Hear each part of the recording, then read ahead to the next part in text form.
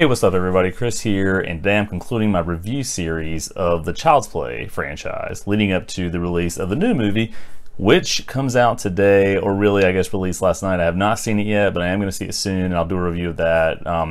But I did want to try and get through every one of the previous movies, which really I think are not connected to the new movie at all, and so that's what I've been focused on. And so today I've got a review double feature for you. So we're going to talk about Curse of Chucky and Cult of Chucky, the last two of the original series that tried to culminate this story. And before I really get into this, I will say that I have to give these movies some credit in that they didn't ever really go full reboot at all. They actually have tried to continue the original story from start to finish over the course of these 7 or so movies. So, whereas the new one is a totally different direction that doesn't have anything to do with Charles Lee Ray, the serial killer, who is murdered when he's trying to escape from the police and therefore transfers his soul into a doll.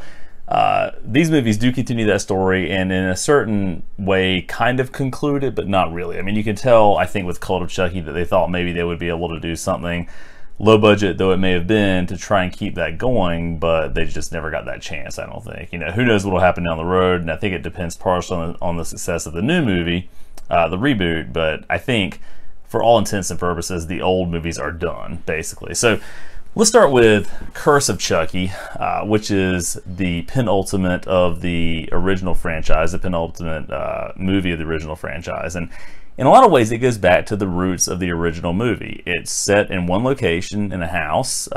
It builds upon the mythos of Charles Lee Ray without spoiling anything. And what's nice about it too is that it has Brad Dourif's daughter playing a lead role in that movie, as is the case with Cult of Chucky, so it kind of brings sort of a full circle feeling to that. And it has some nice kind of twists and turns and surprises as you get toward the end of it.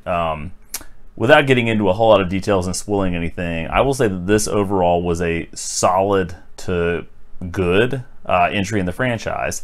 I'd give it a score of 6 out of 10. It's one of the better ones. It's certainly better than Seed of Chucky, which I thought was downright abysmal. It's better than Bride of Chucky. It kind of heads in a more kind of classic direction.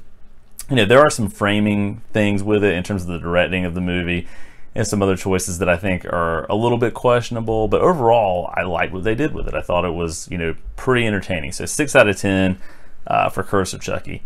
Cult of Chucky, on the other hand, is pretty bad. If I'm remembering correctly, I think I had given Seed of Chucky a score of something like 3 out of 10 or 4 out of 10, something like that. I think that Cult of Chucky is right there with it. It has its moments, and it even brings Andy Barclay back into the fold, which is actually something that happens at the conclusion of Curse of Chucky. And it continues the story, as I mentioned, that the other movies had sort of led up to, but it's just kind of so out in left field, so straight to video feeling that it's hard to really enjoy it in any way, shape, or form. It felt like something that would have aired on the Sci-Fi Channel and that a whole lot of thought really wasn't put into it.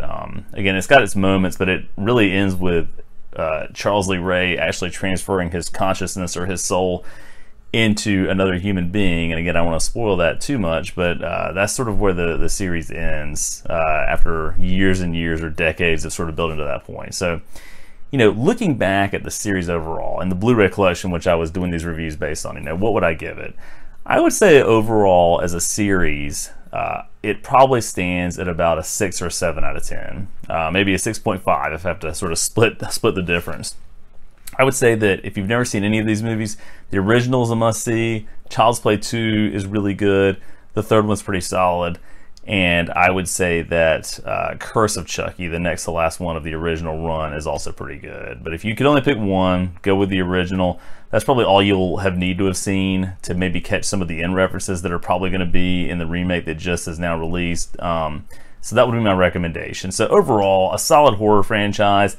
Certainly had its very high moments and its very low moments, I think, with Seed of Chucky and Cult of Chucky, but overall pretty entertaining. So if you've seen all of these, let me know what you think. If you like the channel, be sure to subscribe. If you like the video, be sure to give it a thumbs up. Thanks for watching, and I've got a couple of new videos coming up, one of which is going to be sort of a travel vlog where some friends and I are going to take a trip across the country, and I'll bring that soon. But then also, again, I'm going to be reviewing the new Child's Play movie very soon, so stay tuned. Thanks for watching.